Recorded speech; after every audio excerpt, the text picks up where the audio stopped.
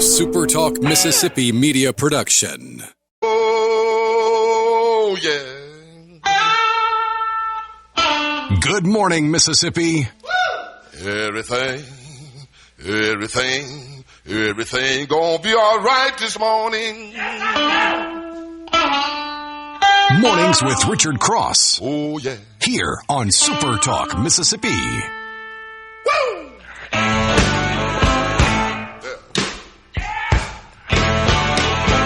Now, when I was a young boy, at the age of 5, my mother said I was gonna be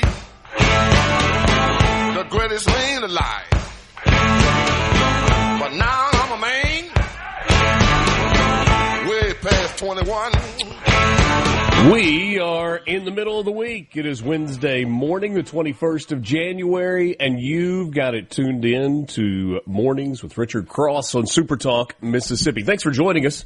Thanks for starting your day with us. If you're out and up and out the door early this morning, out and up and out. I think I meant up and out. It was one too many directions. Up and out this morning early. Hope it's a good start to the day for you.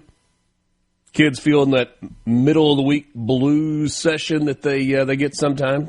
Hang in there. Weekend just around the corner, and for a significant portion of you, this may turn into a long weekend. In fact, Lance, it may turn into a long weekend. Better make some stew and get all those necessities, huh? It's not a bad idea. That is not a bad idea. Big old pot of taco soup. Ooh. Yeah. Maybe a pot of chili also. Yeah, I mean, the chili, this is chili season here. Yeah. I haven't had a good pot of chili yet this year. I need to make one. It's usually once or twice a winter. I'll put in the old special recipe and, man, just eat chili like a crazy person. I think this is going to be a good time to do it. I think so. And we're going to get into the Winter Storm Fern, as it has been named by the Weather Channel. They decided to give it a name. Marketing purposes, I'm sure. I guess it was a few years ago they began naming the winter storms as well. But this one has the makings of a doozy. There is no doubt that rain and sleet and ice and snow are coming, but all of the forecasters seem to agree that the thing we don't know yet, and probably won't know for another 24 to 36 hours, is exactly where that dividing line is going to be between the ice and the nasty stuff and just rain, cold rain. And if you live where I do, in Oxford, you've looked at a bunch of these radar models or satellite pictures, and you're like, is that just above Lafayette County or is that just below Lafayette County? If you're in Yalobusha County, you might be doing the exact same thing, or in Calhoun County, going, okay, are we going to just miss this, or is it going to nail us? And there's like the romanticism of, a big snowstorm. Yeah, that's what the kids are hoping for. Yes. There's nothing romantic about a big ice storm. Power out, roads impassable. I think most people that are my age, maybe your age, Lance, think back to 1994. The big ice storm that came through in 1994. There were lots and lots and lots and lots of people that were without power for 2 weeks. Don't want that. No, it's never any, especially when it's freezing cold outside. There is nothing good about that. So, if you have a wood-burning fireplace, probably a good time to make sure that you got some firewood handy. If you don't have wood-burning fireplace or gas heat, wouldn't be a bad time to have a generator. Maybe one of those little Mr. Buddy heaters that got those screw-in propane canisters. Those things are worth their weight in gold. Oh, yeah, that's the best thing in a duck blind or a deer stand. Whew, yes, sir. Love them. They will run you out of a deer stand. Like if it's fully enclosed. Oh, yeah. Like, And it's cold out. Ooh, somebody open the windows. Start cooking some eggs in there.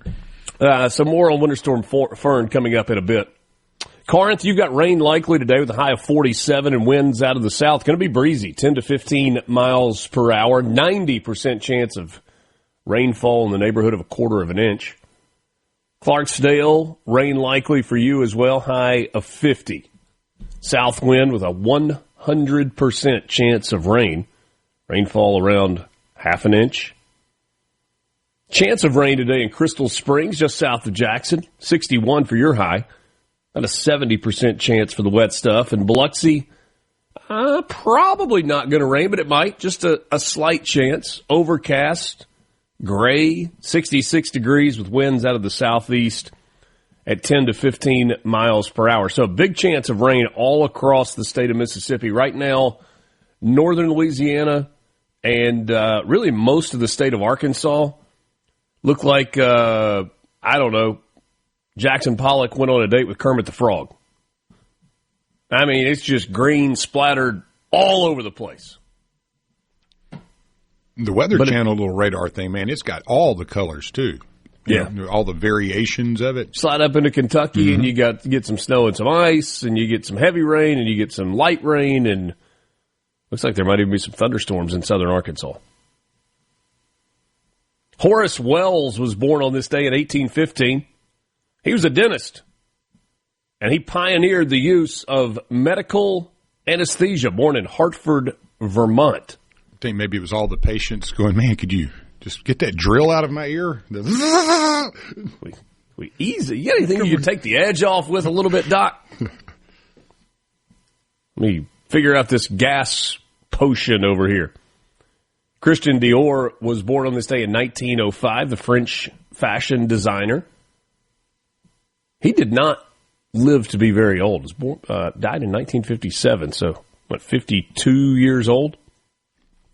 Barney Clark was born on this day, 1921.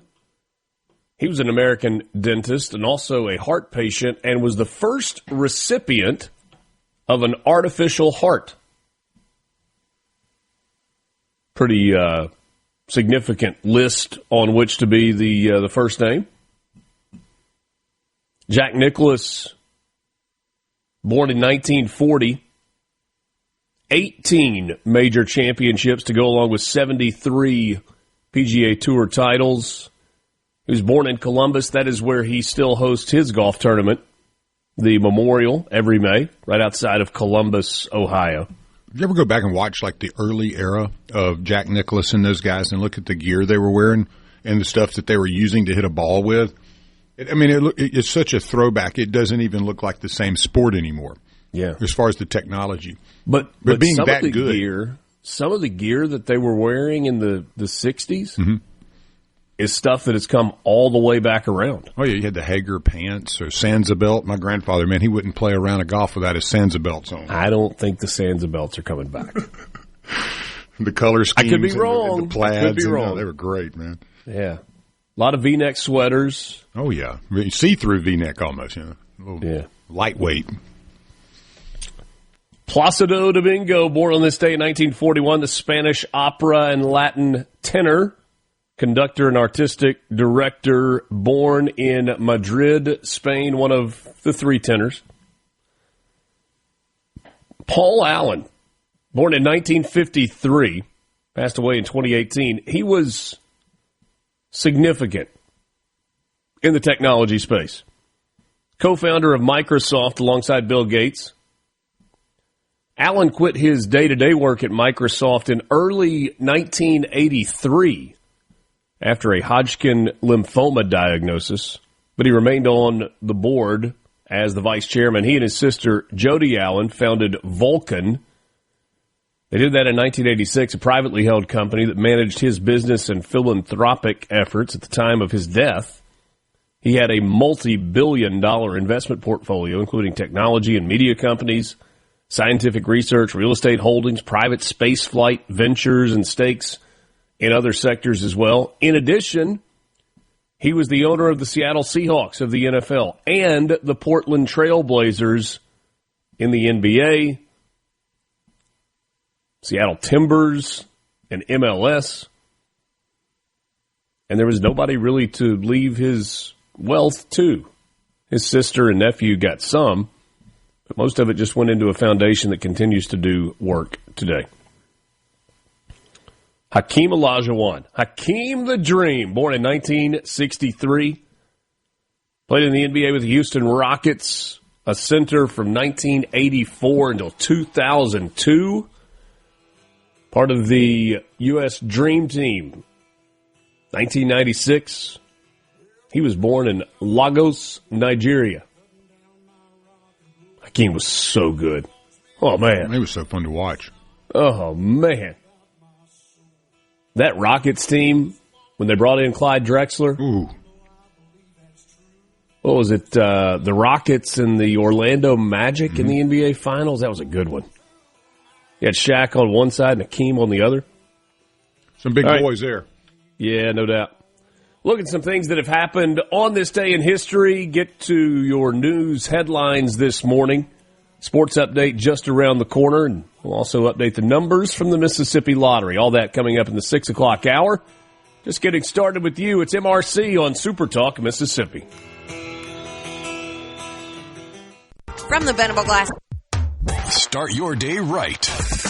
Mornings with Richard Cross on SuperTalk, Mississippi.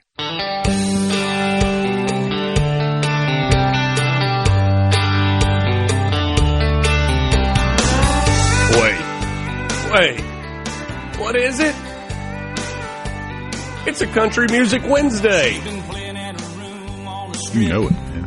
10 years in Vegas. Oh, yeah. Were you an Alan Jackson fan in the heyday? Absolutely. Love it, dude. Absolutely.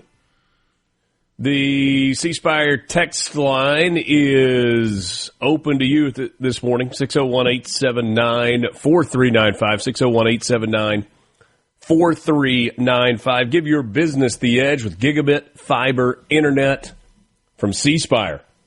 Online, cspire.com, C Spire, customer inspired.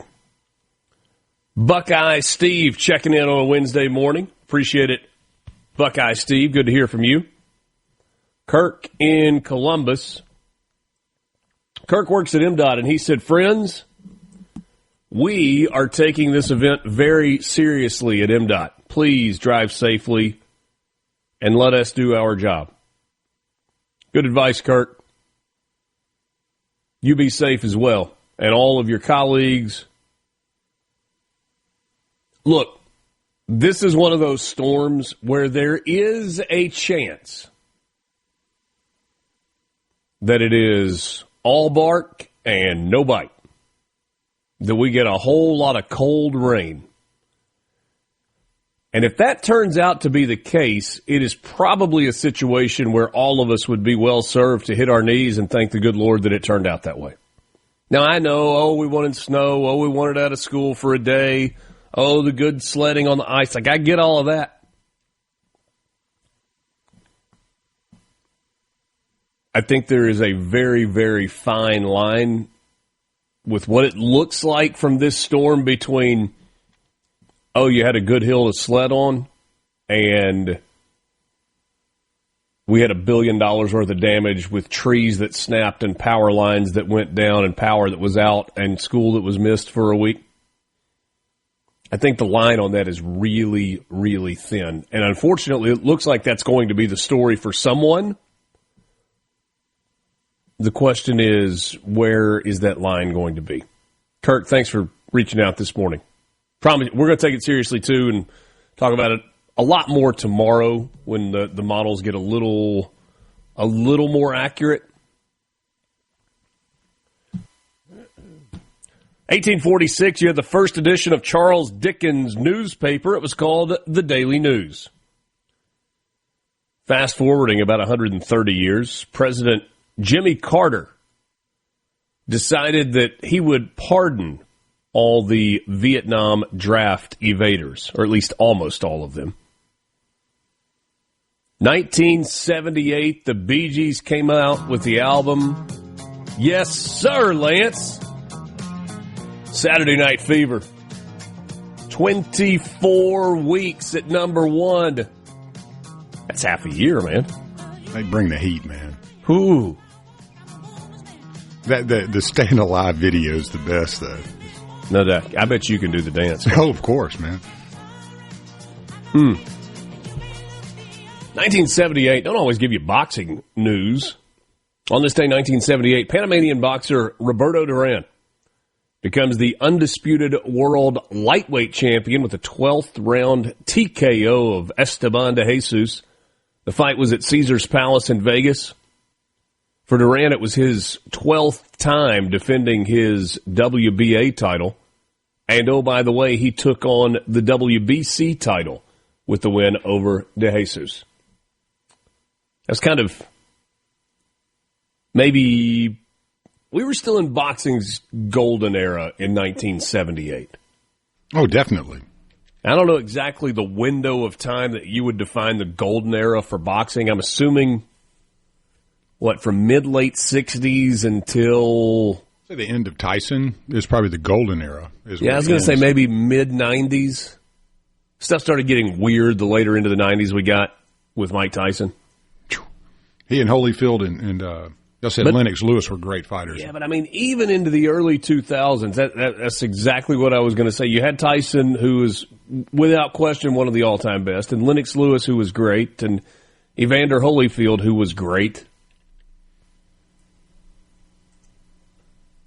1987, B.B. King donated his 7,000 record collection to Ole Miss. The B.B. King Blues Library at Ole Miss refers to the Blues Archive that is housed in the J.D. Williams Library on the Ole Miss campus. It was established after B.B. King donated his extensive personal record collection in the neighborhood of 10 to 20,000 items at the time. And that actually started in the early 1980s, creating one of the world's largest public blues archives for study and preservation of blues history, memorabilia, and recordings. Third floor of the Williams Library on the Ole Miss campus and open most days for the general public. Some doozies in there, too, I bet. I didn't take near advantage of that enough when I lived up there, but I did find my way in a couple of times. But it's just such a volume. I mean, you need time to go through. Time. It is impressive. On this day in 1992, Bill Cowher was named the head coach of the Pittsburgh Steelers, becoming only the second head coach in franchise history. Chuck Noll was the first, Bill Cowher the second, and the Pittsburgh Steelers getting ready to hire their fourth head coach ever, because after Bill Cowher, you got Mike Tomlin, who spent 19 years as the head coach. The consistency of that organization, unrivaled in sports. It has to be. I mean, that's remarkable, and they must have some kind of matrix that they use that, hiring people that works. Yeah, I wish I had that.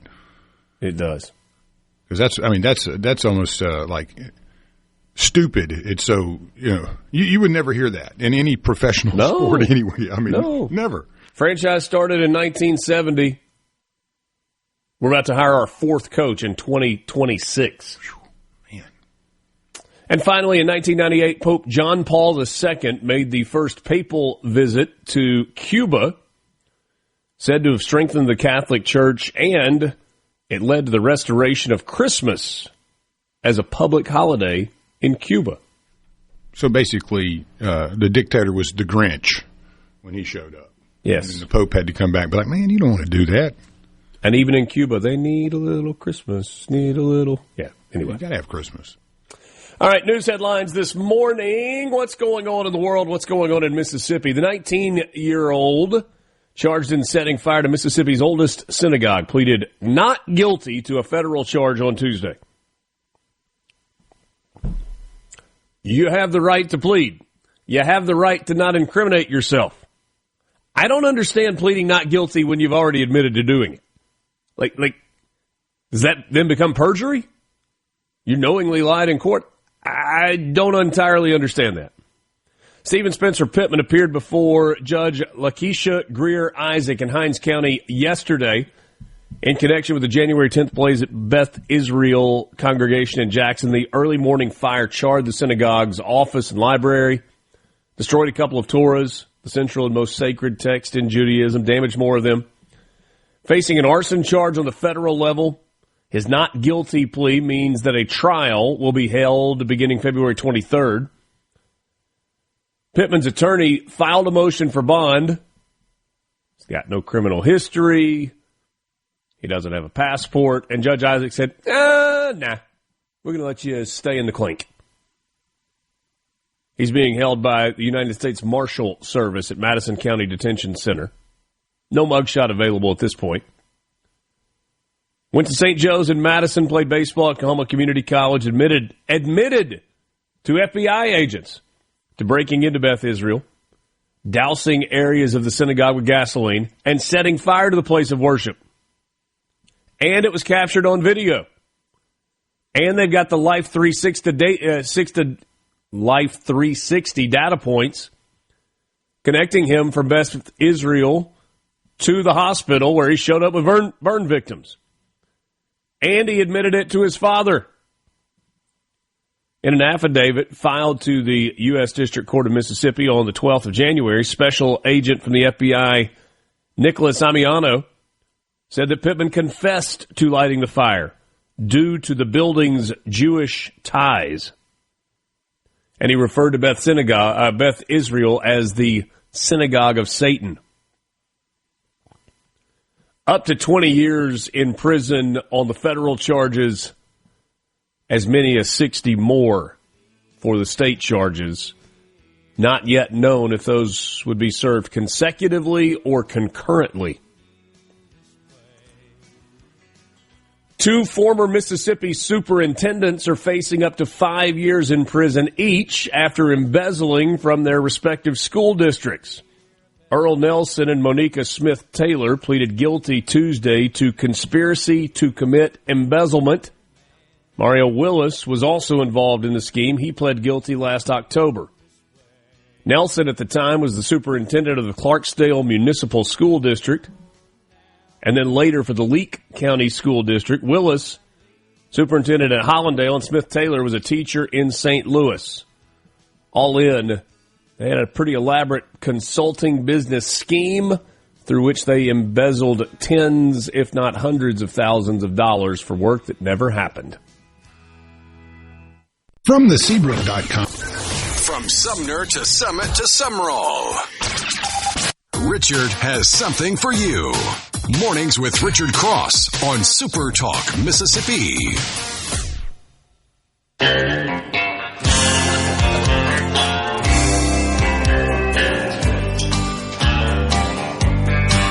You were the first thing that I thought of when I thought I drank you off my mind. Mornings with Richard Cross, presented by Community Bank, rooted in our community, communitybank.net. The C Spire text line is open to you, 601-879-4395, 601-879-4395. The Mississippi Senate has fulfilled a pledge by Lieutenant Governor Delbert Hosemann to trim some fat.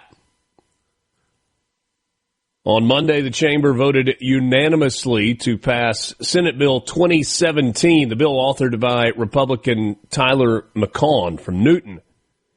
Repeals numerous portions of state code, and that's code that established various advisory boards, commissions, and councils that are now deemed obsolete. Ahead of the legislative session, Delbert Hosemann told us right here on SuperTalk Mississippi, and all of you that were listening, that they were going to work to make state government more efficient and reliable while simultaneously removing commissions that are no longer needed. They slashed 22 boards and councils and confabs. And in breaking news, with the slashing of those 22 boards, meetings were cut in Mississippi by roughly 1,000. Bill now goes to the House for consideration on their side of things. Not saying that these weren't, at least at some point, worthy causes, but listen to some of these. The Arkansas-Mississippi Bridge Commission, the Bienville Recreation District, the Mississippi Council of Advisors in Acupuncture is no more. Hear, hear. Tough day for the needles. Yeah. The Mississippi Interagency Council on Homelessness, the Harrison County Parkway Commission, the Mississippi Commission on the Holocaust, control of the Beauvoir,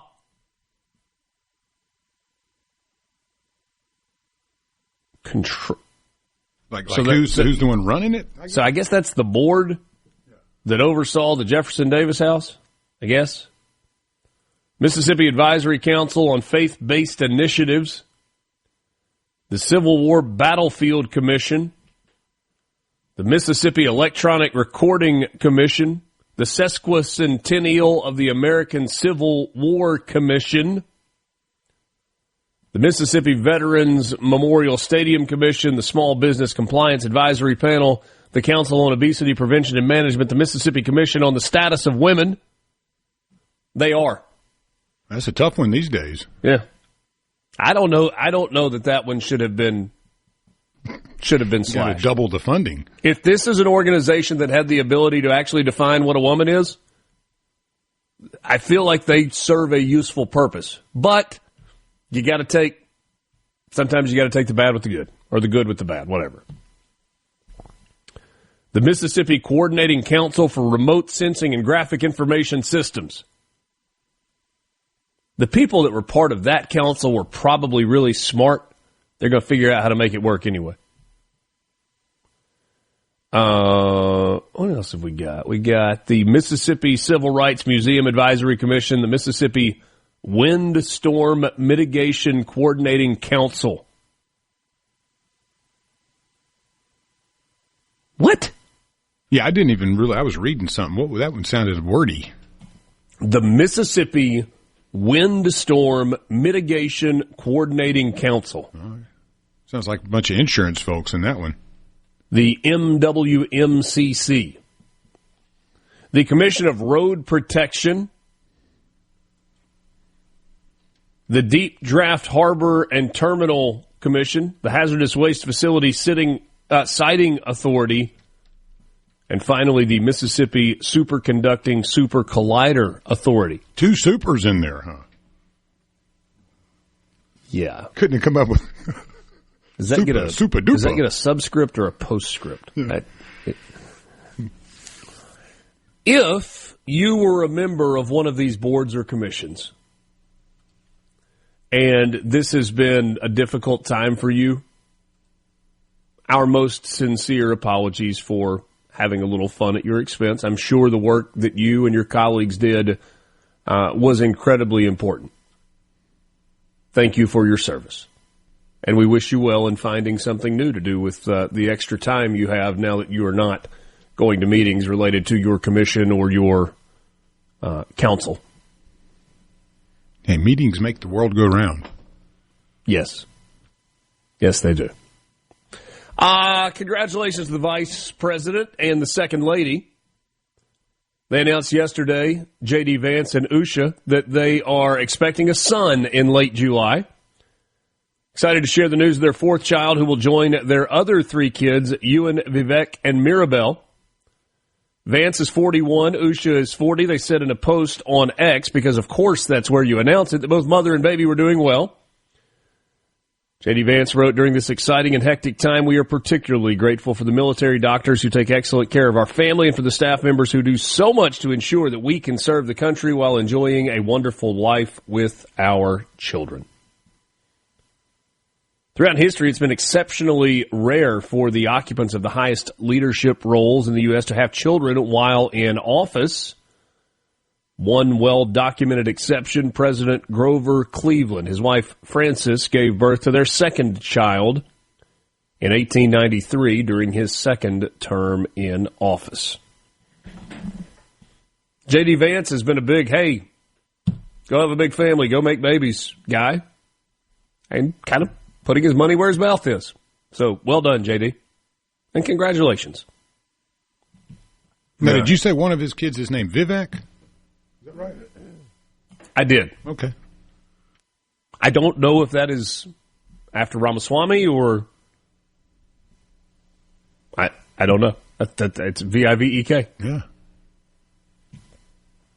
Time for your morning sports update brought to you by Pearl River Resort. Online, pearlriverresort.com. Your home for family fun, casino thrills, and live entertainment. Ole Miss's basketball winning streak comes to an end at 3 after dropping a home decision last night to the Auburn Tigers. 78-66 was the final. It was a 1-point game at the half. Auburn outscored Ole Miss 50-39 in the second half. Keyshawn Hall led the way for the Auburn Tigers. He had 19 points and 6 rebounds. 11 of his 19 came from the free throw line. Keyshawn Murphy, in a return to the state where he played basketball a year ago, had a big night. 16 points and 14 rebounds for the former Mississippi State Bulldog, Tahad Pettiford, the Auburn point guard, who was mercilessly serenaded by the Ole Miss student section with the chant of DUI, DUI, DUI throughout the game. I guess he had the last laugh, 17 points, 6 of 6 from the free throw line, and his team won. Ole Miss had 2 players, make it 3 players in scoring in double figures. Patton Pinkins, the freshman, had 15 points and 5 rebounds. A.J. Storr off the bench, 18 points, but he did it on 6 of 19 shooting. Not a very efficient night. Travis Perry was 5 of 9. All 5 of his makes from beyond the three-point line, 15 total points for Travis Perry. Ole Miss now 3-3 in the SEC, 11-8 overall. That is their record. All the records in college football are final for this year, and now we have the final AP Top 25. Indiana achieved one more first to end its magical season full of firsts. The national champion Hoosiers are number 1 in the final AP poll after beating Miami to cap off a 16-0 season that was unprecedented in the modern era. Third straight Big Ten team to win the national championship. Michigan did it in 23, Ohio State in 24. And now the Hoosiers. Finishing second, the Miami Hurricanes with their 13-3 record, followed by Ole Miss at 3, who lost to Miami in the college football playoff semifinals after beating Tulane and Georgia in the first 2 rounds. Highest finishing ranking for Ole Miss since 1962. Oregon was ranked 4th, Ohio State 5th, rounding out the top 10. Georgia at number 6 for the second consecutive year. Texas Tech, Texas A&M, Alabama, and Notre Dame. And one more for you quickly. You remember Ole Miss golfer Michael Lasasso? Last year won an individual national championship. It's part of the team that was a runner-up in, runner-up, or they finished fine. I think they were in the Final Four, and they lost that match. So Final Four. Michael Lasasso has declared that his amateur and college career is over. He is joining Live Golf. He will play on Phil Mickelson's High Flyers Golf Club. A North Carolina native, an NC State transfer, phenomenal at Ole Miss. He was part of the Walker Cup team.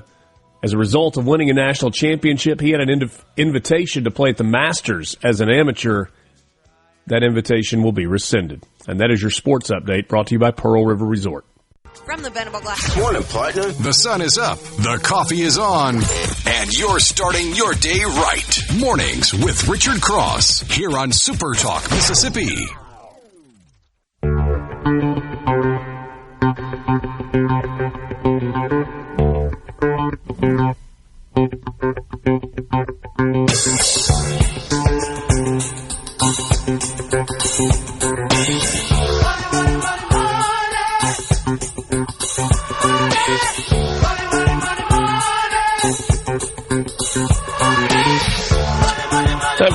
Mississippi Lottery Update brought to you by the Mississippi Lottery online at mslottery.com. You can go there, see all the games and all the prizes, and also learn about the second chance drawings.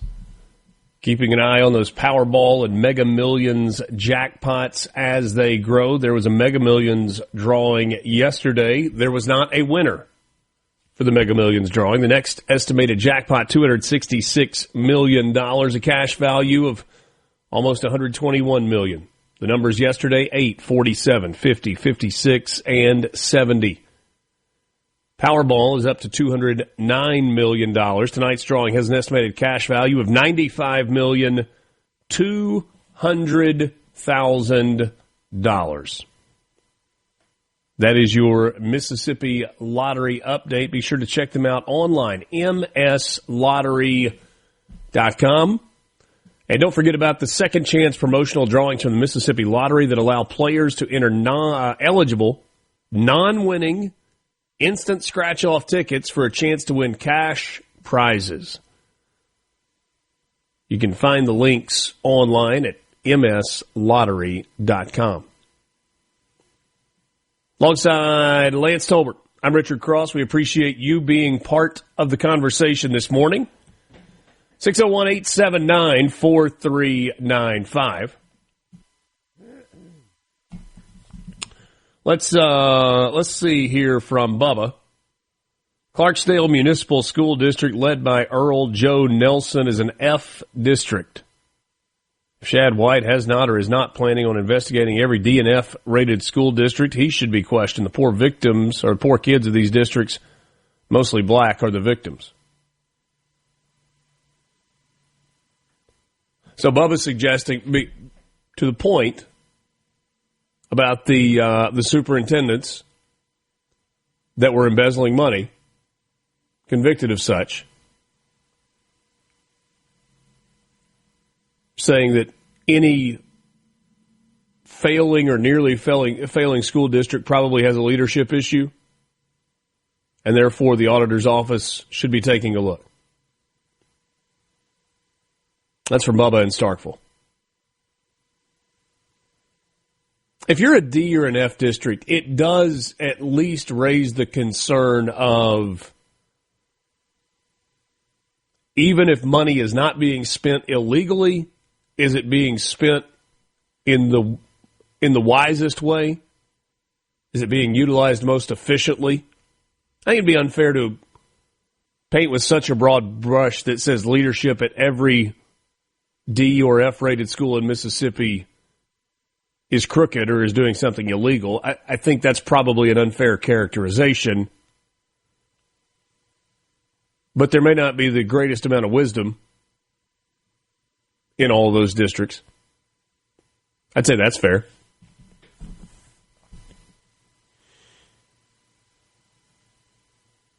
Can you imagine how much better we would be if Chris McDaniel had beaten Delbert the Democrat?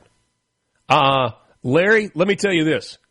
I actually, with no portion of my brain, have the ability to imagine that we would have been better off with Chris McDaniel running the Senate than Delbert Hosemann. No, I actually cannot imagine that.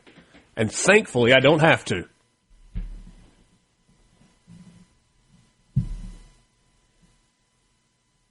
Larry does say, I can guarantee you we wouldn't have any Democrats serving as chairman of any committees.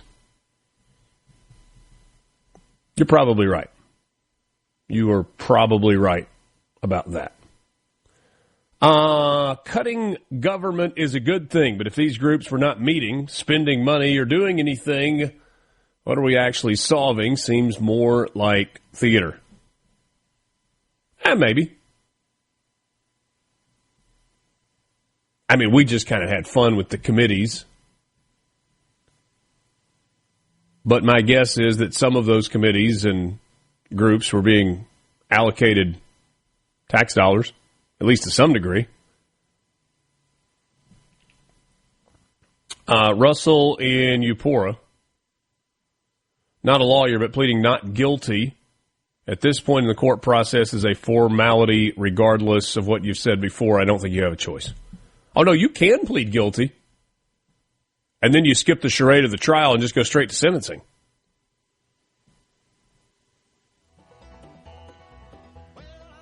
How many D and F schools are there in Benny Thompson's district? I don't know. I sent it. Oh, you sent the answer to the question? Yeah, I don't know if they're all in there, but Greenwood, LaFleur Consolidated School Districts, DNF rated like Bankston Elementary, Amanda Elsie Junior High, and others. So that was just a starting point. But I did link it, and that information is pretty easy to find out there on the Google machine. Yeah. Somebody put us on notice, said, since Earl Nelson left the Clarksdale School District, the district grade has improved under the new leadership of Dr. Matthews. Outstanding. Good people make a difference. 7 o'clock hour on the way next. The views and opinions expressed by the hosts, guests, and callers on this show are not the opinions of TeleSouth Communications, its management, or advertisers.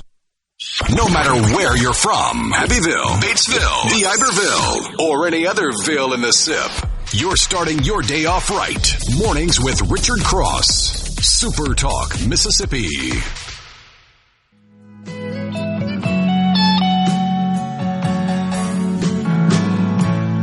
Mr. Weatherman,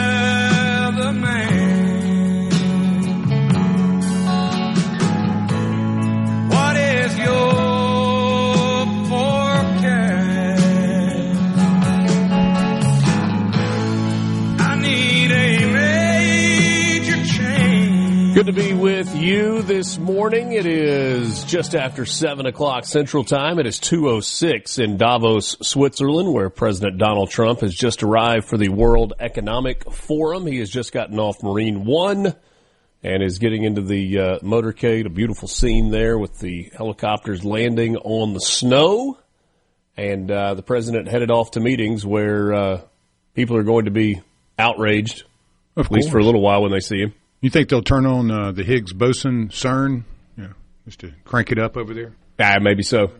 Maybe so. You think they could get rid of him that way? Donald Trump perhaps has everybody right where he wants them. He's got everybody all worked up into a tizzy about what the United States is going to do about Greenland. Said, we got to take it. We'll take it however we got to take it. We need it. Everybody's all mad. European leaders saying, hey, we need more investment from China. We're going to work more with China. Whew. That's a good plan. Goodness gracious. Good plan. Good long-term thinking there. There's a little bit of a bumpy road. Air Force One had to turn around last night after taking off about 45 minutes. A small electrical issue on the plane returned to Washington, D.C., and they flew on the alternate Air Force One, and Caroline Leavitt made a joke with reporters that that Qatari airplane that we got is looking a little better and a little better every day. Welcome back to Mornings with Richard Cross. The 7 o'clock hour every day is brought to you by MWG Employer Services online, MWGEmployerservices.com. Running a business is tough. If you're struggling with HR, benefits, and payroll, you're not alone. That's where MWG Employer Services comes in. They can provide a full range of employer services, plus a custom plan that fits you. Give them a call today, 601-206-7966, or go to MWGEmployerservices.com. C-Spire text line open to you at 601-879-4395. C-Spire, customer inspired. So a new storm setting to emerge this weekend that could coat roads, trees, and power lines with devastating ice across a wide expanse of the South. The storm arriving late this week and into the weekend, shaping up to be, quote, a widespread, potentially catastrophic event from Texas to the Carolinas, close quote. Those are the words from Ryan Mao, a former chief scientist at the National Oceanic and Atmospheric Administration, or as we know it, NOAA. Yesterday, forecasters were warning that the ice could weigh down trees and power lines, causing them to snap, triggering widespread power outages. The National Weather Service, which is calling this storm Fern, warned of great swaths of heavy snow, sleet, and treacherous freezing rain starting Friday in much of the midsection of the United States and then shifting toward the east, moving toward the weekend. On top of that, temperatures will be slow to warm in many areas, meaning ice that forms on roads and sidewalks might stick around. The exact timing of the approaching storm and exactly where it is going to be remain of a bit of an uncertainty, though confidence is growing that there is not going to be any way around this mass of Arctic cold air meeting up with moisture coming from the Gulf. An extremely cold Arctic air mass diving south from Canada, setting up a clash with the cold temperatures and the rain that will be streaming eastward across the United States. Travel, a major concern. Southern states have less equipment to remove snow and ice from roads. Extremely cold temperatures expected after the storm could then prevent the ice from melting for days. And oh, by the way, you've got multiple major hub airports in the part of the country that could be affected, including DFW in Dallas, Hartsfield in Atlanta, the Memphis airport, and the Charlotte airport. If you travel some, you know that two of those are hubs for American, Dallas and Charlotte, and that could be particularly problematic for American Airlines. Delta's hub is in Atlanta, their biggest hub. And you have Delta flights and American flights, not to mention Southwest and Spirit and others out of Memphis. But if you're traveling out of Memphis, you know that more times than not, you're flying to Dallas or Charlotte or Atlanta to get wherever it is that ultimately you are trying to go. So plan accordingly. Not great. Not great. And Lance, we talk about preparation for storms, and if tornadoes are forecast or hurricanes are forecast, we talk about, getting out of the path of the storm. This isn't necessarily one of those where you're just going to be able to get out of the path of the storm. It's a little harder with a winter storm to just up and leave. But there are some preparations you can make. Basic stuff like covering your outdoor water faucets with those little styrofoam covers. Those actually help. With the cold temperatures coming in, you want to leave water dripping overnight. Sometimes a good idea to open the cabinet so that the heat that's in your house can help keep those pipes from freezing. The biggest thing is for water to keep moving.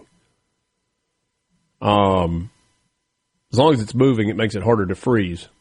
And so you don't necessarily want to turn that faucet on where it just goes drip, drip. You want like a small stream to keep moving through the pipes. But the bigger concern is extended power outages. If you've been through an ice storm before, you know that can be something that lasts for a while. Want to make sure that you got some water, both potable and non-potable. That just means drinking water, but also something with the ability to flush your toilets. If you've got some 5-gallon buckets, not a bad idea to fill a few of those with water. You can do it with just snow or ice after the fact if you need to, but having some of that ready could make life a whole lot easier. If you have a wood-burning fireplace, not a bad idea to make sure that you've got some firewood that is easily accessible. Probably would be a good idea to do that today or tomorrow. I got to make a firewood run today or tomorrow. Just about out. And don't want to run out with it that cold. You could be in good shape if you got gas heat, as long as it doesn't rely on electricity also. If you don't have gas heat and you're thinking about, well, I'm going to do, we mentioned like the little Mr. Buddy propane heaters. Those are great. You just got to be careful running something like that inside. Not saying you can't do it, just be really, really careful and make sure if you have a carbon monoxide detector that the batteries are working in that. Yeah, and don't leave your blankies that you'll be wrapped up in laying around. No, you don't. Yeah, you want to make sure that there's a wide swath for your portable heater if you are using one of those. If you have a generator, good for you. If you don't, and you think it's time to get one, you probably better start looking for that now and not wait until after the power is out. One, the stores might not be able to be open, and two, those things get real hard to find real quick on the shelves of your local hardware store, your local big box store.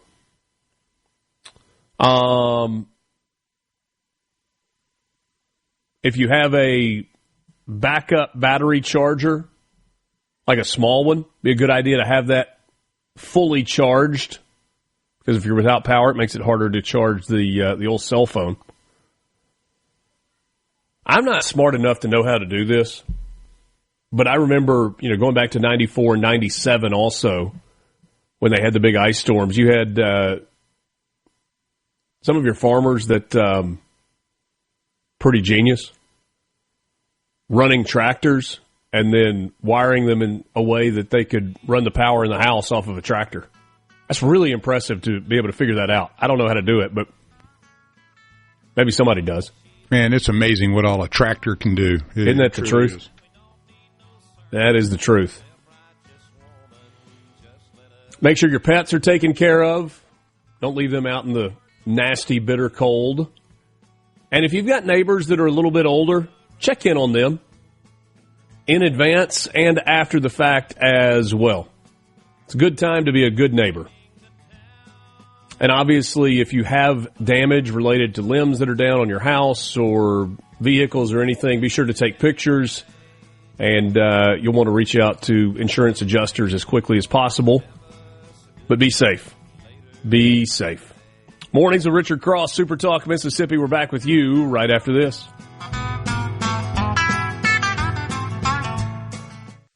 From the Venable. All right, now to the important stuff. Your VIP pass to hear what the most influential Mississippians are talking about. This is very important. Huge news. Mornings with Richard Cross on SuperTalk Mississippi. My transistor radio comes from far away. And when it's night over here, over there, it's breaking day. I remember all the good times I had walking in the sun. All right, thanks to all of you, and about a dozen of you, including my father-in-law sending me a message that said, you're talking about a PTO-powered generator, Richard. Not enough electricity from the tractor on its own to produce, but there were a lot of farmers have got generators that run on the PTO drive from the tractor. So thanks for all of you clarifying that for me, and my apologies to those of you who are driving down the road or sitting there listening. You're like, you idiot. You should know what that is. Somebody even sent us a picture of one. It's one of the great things about the outdoors people, our farmers and many more. They got a lot of toys that come in. Toys is not the right word, but, sometimes it feels like toys, like big boy toys. Stuff that works when it's supposed to. One of my favorites is using the tractor to pump water, into a pipe to fill it into a duck hole. You run the pipe down into a bayou and turn your tractor on and run the water up into where you want it to. Like I said, a tractor is an essential tool. Yeah. But, some of these guys are a little bit more MacGyverish than I am. That's right. So keep Thomas teaching even us. sent me a picture of a PTO generator, and he said, and if the farmer's package is passed, that generator will be exempt from sales tax. Yay. In the future, it will. In the future, it will. We talked on Monday and a little bit yesterday as well about the awful story out of St. Paul, Minnesota, where the anti-ICE protesters disrupted a church service on Sunday morning, January 18th. The city's church, a Southern Baptist church in St. Paul. By the way, we got guests coming up this morning. David Blount, chairman of the Senate Gaming Committee and vice chair of the Senate Education Committee, will join us in our next segment. We'll talk with him through the end of the hour. And then Blake Thompson, president at Mississippi College, will be with us to begin the 8 o'clock hour. So we look forward to both of those visits. The city's church has released a statement that comes from the elders at that congregation in St. Paul, a response to the disruption of our January 18th worship service. It read like this: Jesus is real. When we gather on Sunday mornings to worship him, we are gladly giving ourselves to what is most central and sacred in our life together. We worship Jesus stretches as the main banner of our church, alongside two other pursuits that flow from it: loving one another and seeking the good of the Twin Cities. On Sunday, January 18th, a group of agitators jarringly disrupted our worship gathering. They accosted members of our congregation, frightened children, and created a scene marked by intimidation and threat. Such conduct is shameful, unlawful, and will not be tolerated. Invading a church service to disrupt the worship of Jesus or any other act of worship is protected by neither the Christian scriptures nor the laws of this nation. We welcome respectful dialogue about present issues and about how the realness of Jesus, as revealed in the Bible, provides the only final answers to the world's most complex and intractable problems. Jesus Christ, the divine Son of God, lived, died, and rose again for the rescue of all who put their faith in him. He offers a love that transcends cultures, borders, policies, and politics. As those who have been loved and rescued by him, we will not shrink from worshiping Jesus, nor will we stop teaching and proclaiming the good news that Jesus is the Messiah, a reference to Acts 5:42. Church buildings are meant to be places of peace and solace, where worshipers can hear and live out this message. We therefore call on local, state, and national leaders to protect this fundamental right. We are evaluating next steps with our legal counsel, the elders of City's Church.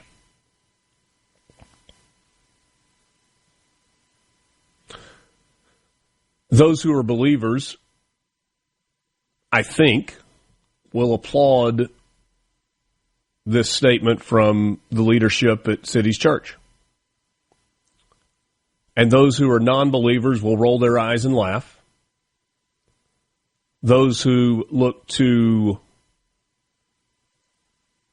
amplify their message with no regard for others, the agitators, the protesters,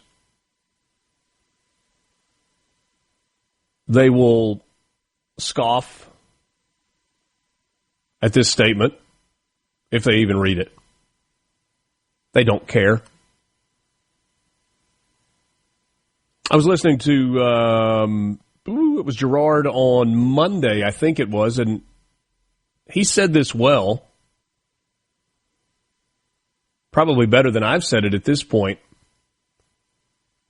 But it's important to remember that while all of us have certain unalienable rights,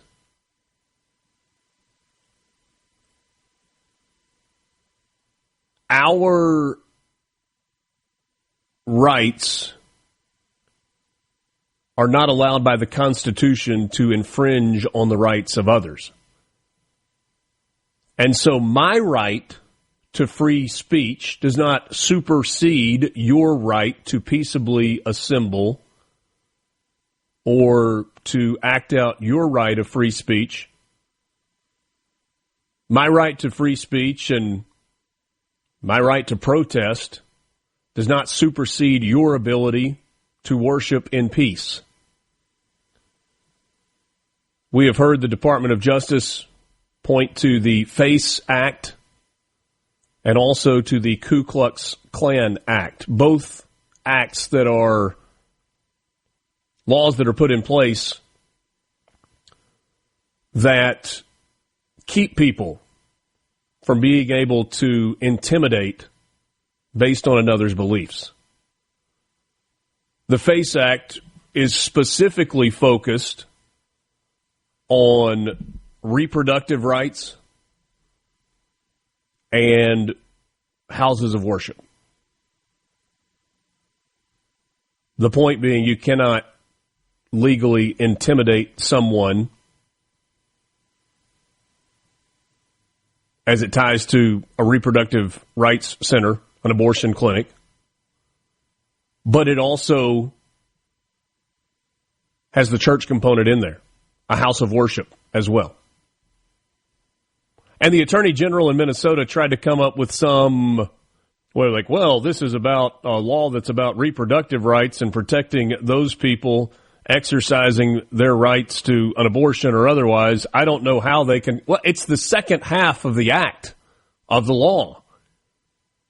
Very much picking and choosing there in what you believe. We do know that there is widespread fraud that is happening in the state of Minnesota.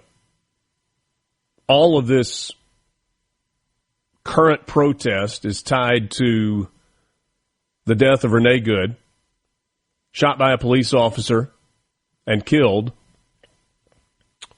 while trying to disrupt the activities of law enforcement.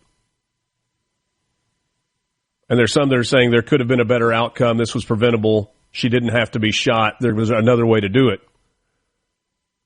A vehicle is considered to be a deadly weapon. Law enforcement is trained when faced with potentially fatal weapons by an opponent. I'll use that word, probably not the right word, and how to deal with that situation. And we have been told repeatedly from law enforcement officials that the ICE officer who pulled the trigger was acting in the way that he was trained to act. It's an awful story. It's a horrible story.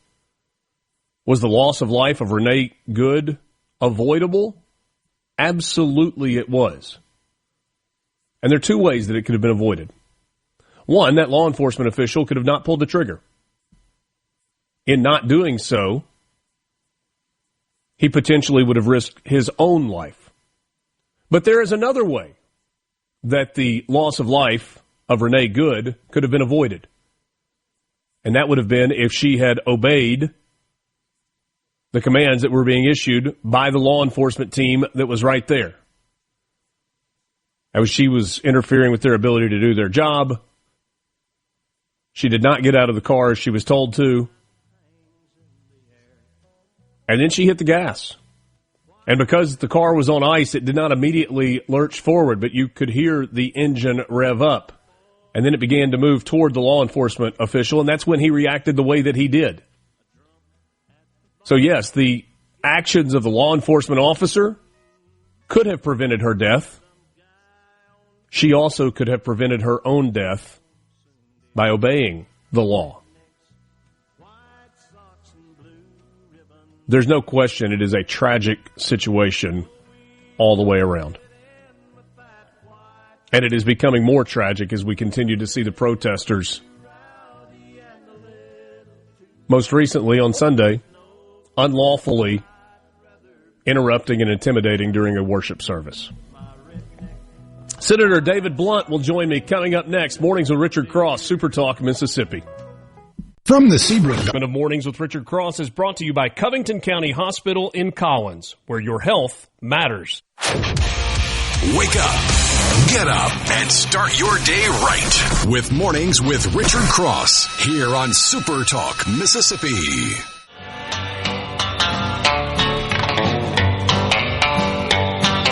ICC is a ticking on down the line.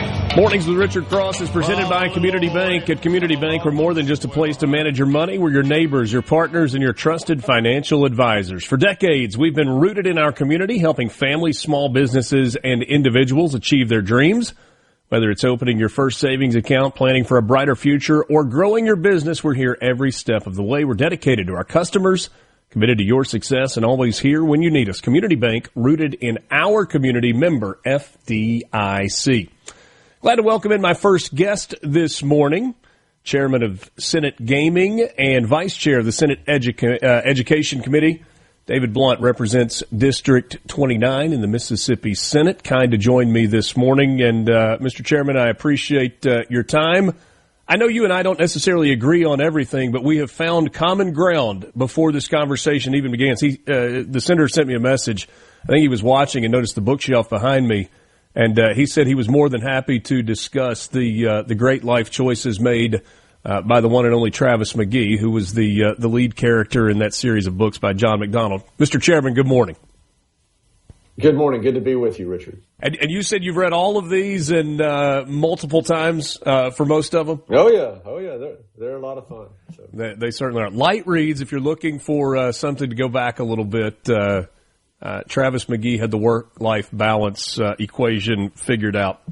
A lot to get to this morning. I guess let's start with what has been so far the biggest topic of this legislative session, and that has been education. We know the House passed House Bill 2, that omnibus bill related to educational freedom, and had a lot of things in it. And I think it had a lot of things in it that members of both the House and the Senate agree with.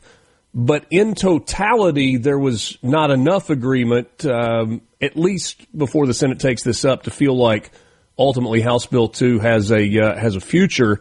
The Senate has taken a different approach, and I know you've been involved with that because of your role with the Education Committee, with smaller bills addressing specific issues, kind of doing them one by one as opposed to everything in one bill. That's right. That's the way the Senate has done things, and I think it's the right approach.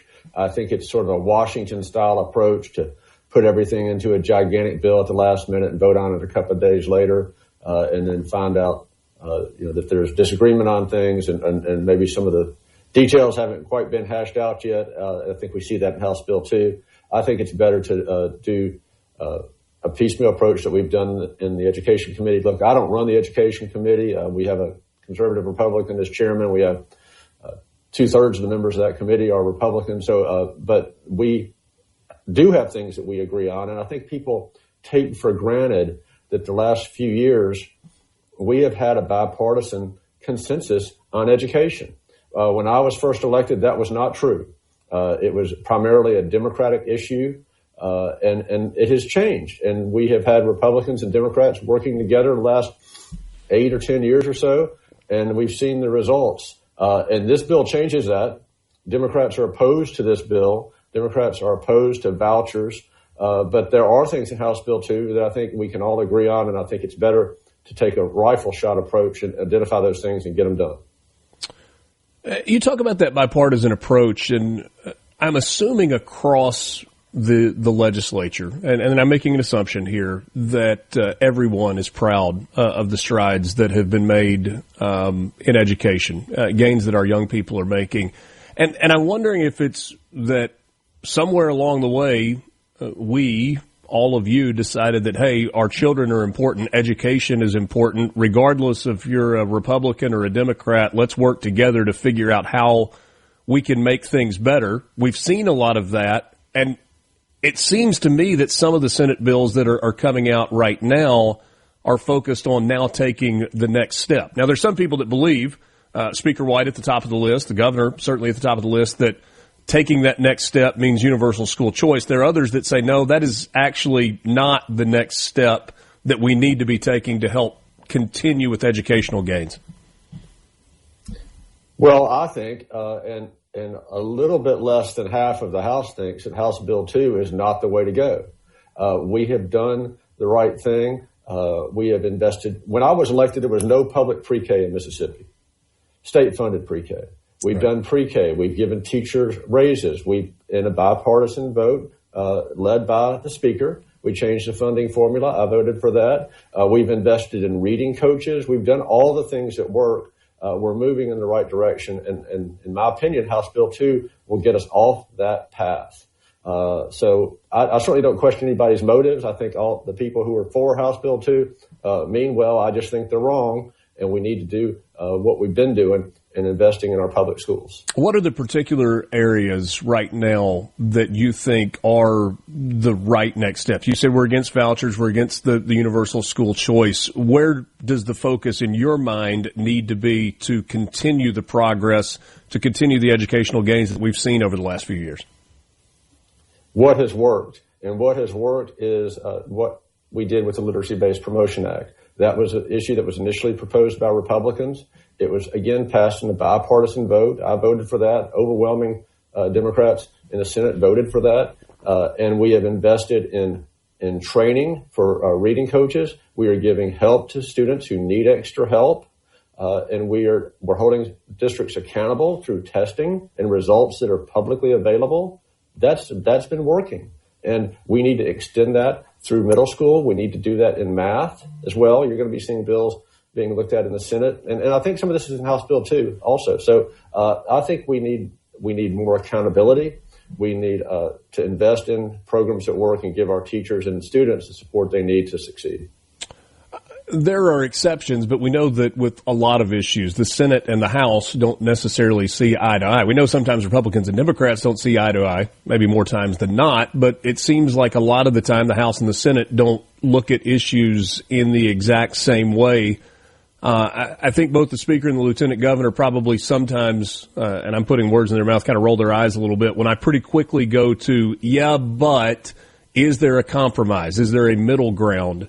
As you look at where we are, the House's position with House Bill 2, the way the Senate is approaching some of the education bills, is there a middle ground that you think the legislature is going to reach during this session that will continue to move the ball forward on education? Well, I think there are, as I said, there are parts of House Bill 2 that I think we can agree on. The details need to be worked out. The funding needs to be worked out. As far as, is there a compromise on sending taxpayer money to private schools where there are no public academic standards, accountability standards, no financial oversight of any of these schools? Again, I don't speak for the Senate. I'm a Democrat, but I think there's a lot of skepticism about that. And clearly it will cost more money if we do that and divert money from our public schools. That's just a fact. You and the chair of the Senate Education Committee, who is not a Democrat, he's a Republican, seem to be in lockstep on that statement. Dennis DeBar said basically the same thing. No, there is not a compromise in terms of, I don't even know if it's the right way to say it, but it's the way we've said it so often, public money going to private schools. Well, that's exactly what it is. And I think that the majority of the Senate, which is almost 2/3 Republican, holds that position. But look, to me, you start with what can we agree on? What can we agree on? And let's do that. And then you begin to develop a working relationship. And then maybe you can add some things that you didn't have on the list initially, but you start with what you can agree on and go there. Other topics I want to get to, and after the break, we'll talk some about PERS. I know that's something that is on your mind, that unfunded liability. We'll get to that in a second. I would be remiss not to ask you, as chair of the Senate Gaming Committee, about mobile sports betting. I know you and I debated this a year ago. It continues to be something that our listeners ask about. Why is it that this is being passed in the House every year and dying in the Senate, not even getting to a vote? Has anything changed in your mind that might move us toward the legalization of mobile sports betting in Mississippi? Well, we've had a major change, and I don't know that it moves us closer, but where we are this year is very different than where we were last year when you and I talked. Okay. And that is with prediction markets. Prediction markets, apps like Kalshi, Prize Picks, the current administration in Washington early last year essentially legalized nationwide mobile gambling. Okay. And they have preempted the states. This is all being done by a little agency called the Commodities Futures Trading Commission, which was set up 100 years ago to deal with futures contracts, like what the price of soybeans is going to be at some point in the future. The current administration has used that agency to legalize nationwide mobile gambling under the guise of future contracts. And the result is that the states cannot tax and cannot regulate that product. And you're going to see more and more people in this business moving from traditional betting apps to what are called prediction markets or futures contracts, which the states, until the Congress acts, and I hope the Congress will act, cannot regulate and cannot tax. So whatever amount of money we were talking about last year, it's going to be a lot less because we can't get any money under the prediction markets regulatory scheme that the current administration has put in place. Follow-up question for you on the other side of this timeout. It's Mornings with Richard Cross. Chairman David Blount is my guest. Quick timeout. We're back with you right after this on MRC. Just me. Ever walk the streets of Bakersfield? From the Venable Glass Traffic. You're waking up to what's happening. Mornings with Richard Cross. Right now on SuperTalk, Mississippi. Hey, oh, sorry once again. Senator David Blount is my guest. It's Mornings with Richard Cross on SuperTalk, Mississippi. Senator is chair of the Senate Gaming Committee, vice chair of the Senate Education Committee. Before the break, you were laying out how the story's changed a bit in terms of online sports betting year over year from when we talked about this during the session last year because of the evolution of predictive markets, Kalshi and Prize Picks and others that are like that. So, given that that is de facto sports betting that is available online, doesn't it make sense to bring an online gaming bill to the floor for a vote this year so that whatever is out there in terms of tax revenue that might be derived in Mississippi, you can capture that? Well, first, I don't know that it does, because the arguments that have made for the biggest expansion of gambling in Mississippi since we got casinos in the early 90s has been that we need this tax revenue. Now, this is the same group of people who eliminated the income tax last year. Mm-hmm. What were we talking about all last session? The dominant issue every day on your program was we have to eliminate the income tax. That's more than $2 billion a year. And now, what are we talking about now? Oh, we need to get, $20, $30 million for mobile sports betting to support the retirement system. Well, if we legalize mobile sports betting tomorrow, that number is going to be down a little bit as that product loses market share to the prediction markets. And even if we legalize it, it's going to take more than 1,000 years to pay off the unfunded liability. The unfunded liability is $26 billion. And the billboards around town last session. If you do nothing but just use that revenue, right? It's got to be a both-and approach. Well, it needs to be both and insofar as we need to insert money into the system. The Senate has already done that. I believe the Speaker is right when he says we need a dedicated source of revenue. But to expand gambling for what is literally less than 1% of the tax cut that they passed last year, that money, that tax cut, we've had more than $3 billion of annual tax cuts passed in the last 9 years. We could have paid off the entire unfunded liability in less than a decade with those 3 tax cuts. This amount of money is infinitesimal.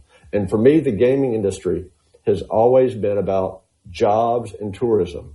And those arguments are still there. I didn't ask for this committee. I'm doing the best I can because it's important. But the gaming industry in Mississippi employs tens of thousands of people. And it's not about how do we get people to gamble more. It's not about how can we get tax revenue, particularly when you're obsessed with cutting taxes over the last 10 years. $3 billion a year, every year in tax cuts since the 2016 tax cuts. So we shouldn't cut taxes while we know we owe this money in the retirement system. We should pause all tax cuts until the retirement system is funded.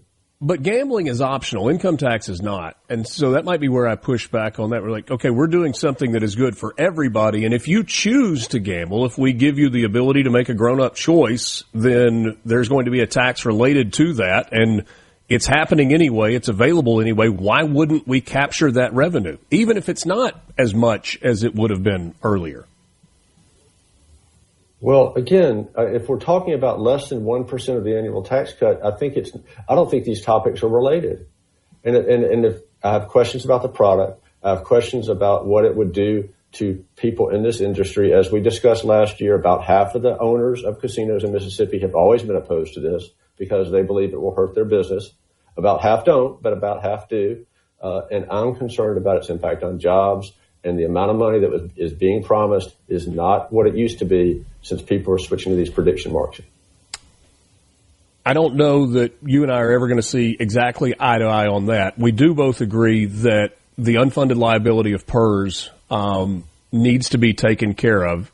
Everything I've heard from both houses is that there is a commitment to do that, but the process by which you do that certainly is up for debate. If I had enough cash sitting on the side to pay off my house, but I had a really low interest loan on the house, there are math people that would say it doesn't make sense to pay your house off right now. Keep paying it off at that low interest loan. If you have a route to funding the unfunded liability over an extended period of time, like the lieutenant governor talks about, why would you throw all of that cash, as you say, at it to pay it off as quickly as possible? If you had a $26 billion unfunded liability in the system, why would you pass $3 billion worth of tax cuts? Why wouldn't you get the system? Why didn't you pass a real Tier 5 that's a real pension, not the Tier 5 we have, but a real Tier 5 that makes long-term changes and pay down that liability instead of passing all these tax cuts when you know you owe this money? You know, and the income tax is paid by everybody because everybody is responsible for this debt. Why would you do that? Why would you say, okay, look, I'd love to cut taxes, but the first thing I'm going to do is I'm going to get my financial house in order and I'm going to pay down this debt. That's what we should do. And it's amazing to me that we passed a $2 billion tax cut last year, right, and now we're scrapping around trying to find $20 million, $30 million to pay down the $26 billion unfunded liability. It doesn't make any sense. Are we scrapping around when we've got the money that we've got in the bank right now? It feels like it's working for the most part. I think we're out of time, and you and I may disagree on that point. Senator Blount, I always appreciate your time. Let's visit again soon. We don't have to wait another year. I'm happy to come back on. Thanks for having me. Waking up Mississippi. From South Haven to Scuba, it's Mornings with Richard Cross on SuperTalk Mississippi. He said, let me tell you a secret about a father's love. A secret that my daddy said was just between us. He said, daddies don't just love their children every Back with you. It is Mornings with Richard Cross on SuperTalk Mississippi, presented by Community Bank. At Community Bank, we're here for every part of your financial journey. Looking to manage your personal finances? Our banking services make it simple, secure, and tailored to you. Ready to grow your business? We offer expert guidance and custom solutions to help your business thrive. Dreaming of a new home? Our mortgage specialists are here to make the process seamless, all designed with you in mind. We're more than just a bank. We're your partner for life's biggest moments. Community Bank, rooted in our community. Member FDIC, equal housing lender. Thanks for being with us, for starting your day with SuperTalk Mississippi. Today is the 21st of January, 2026, and we are happy to welcome in the president of Mississippi College, Blake Thompson. Kind enough to join us in studio. A big year for Mississippi College as you celebrate birthday number 200, the bicentennial. That's right, the bicentennial. It's just a major milestone in the history of this institution, and I'm very thankful to be here and to be able to lead that celebration. Mr. President, I don't know what it's like at your house, but birthdays are a big deal at my house. And my 8-year-old daughter will turn 9 at the end of May. We've got a Sweet 16 in our house in May, and a son that just turned 13 this past November. My wife likes to plan birthday parties and have celebrations. I can't imagine what a 200th birthday party looks like. It has required years of preparation. We have been planning, and I'll have to say there was a moment really during the Christmas holidays where I felt like the dog that caught the car. Uh-oh. It's here, right? What do you do? What do we do? And I'm so thankful, though. This is actually Founders Week, as we call it. Founders Day is January 24th. It is that's the day that Mississippi College was chartered by the state legislature, which is really interesting. 1826, but we decided to take an entire week. You're right, birthdays are big occasions, and we decided to take the entire week, call it Founders Week, and have a series of activities across this week that will really celebrate this rich legacy of MC. As you go into the spring semester, and I know it doesn't necessarily feel like spring outside. That's what we call it as we move toward May. How do things change from the fall semester to the spring semester, year to year? Well, it's a time of change on our campus. We bring back most of the students who are with us in the fall, but we begin to look toward commencement, which is one of my absolute favorite events of the year. I get to see every one of those students come across the stage, and I try to give every one of them a hug as they cross. It is just a monumental time in their life, right? It's a bridge. It's a bridge they cross into a new future, and it's a remarkable time. So I'm looking forward to that. Our class that will graduate here in 26 will be the bicentennial class. They will be, in fact, they will be the last class to graduate with a diploma that says Mississippi College. We will institute a name change over the course of the summer. We thought a bicentennial celebration, a 200th year. If you were going to do a name change, now's the time to do it. And that new name, remind everybody. We will become Mississippi Christian University, MCU. Although I think we'll continue to be known as MC. Mississippi Christian is what we'll be known as, and it really makes sense for us. It is Mississippi Christian University describes exactly who we are as an institution. I say it all the time when I'm talking to prospective students from across the country. Mississippi is who we are. We're planted here. It is our home. It has been our home for 200 years. I like to tell folks that no matter what field of study they want to go into, there's no better place than Mississippi to do it. And there's no place that needs you more than Mississippi. If you want to study medicine and healthcare, we have people that need you to serve them here. But if you want to teach, this is an incredible place to teach. If you want to be inspired to write the next great novel, compose the next great opera, Mississippi is the place that you're inspired to do that. So Mississippi certainly fits. It's who we are. It's where we are, and we're proud of it. Christian University, we are a faith-based institution. We have been affiliated with the Mississippi Baptist for 175 of those 200 years. We were actually, interesting fact, we were actually Presbyterian before that for 8 years, and it is at the core of our identity. We many folks who are listening will know that we've had a long-standing relationship with a gentleman named Leland Speed who passed away a couple of years ago. He was a long-serving trustee of our institution, and he said that our Christian mission is perhaps more important than it's ever been, more important than it's been in the 200-year history of our institution. So it's who we are. It's at the core of who we are. It's why tonight we'll have a worship service on our campus in which we'll be thankful for the 200-year history of our institution. It is part of our DNA. It's part of who we are.